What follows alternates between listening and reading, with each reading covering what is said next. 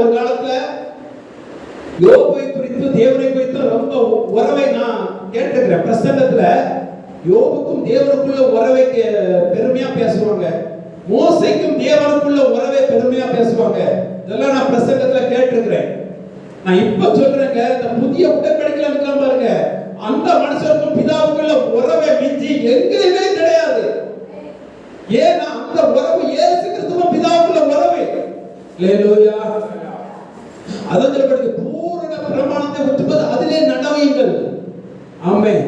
அவர் சொல்றார், அவர் சிருஷ்டித்ததிலே முதல் பலனாகும்படிக்கு அவர் தமது வார்த்தையால் மறுபடியும் செழிப்பித்தார். அவர் படைத்ததிலே முதல் பலன் யார் தெரியுமா? மறுபடியும் பிறக்கப்பட்டவர்கள். அந்த சந்ததி தான் கிறிஸ்துவின் சந்ததி, ஆவின் சந்ததி. அது நியாயப்பிரமாணத்தில் உள்ளவங்க இல்ல.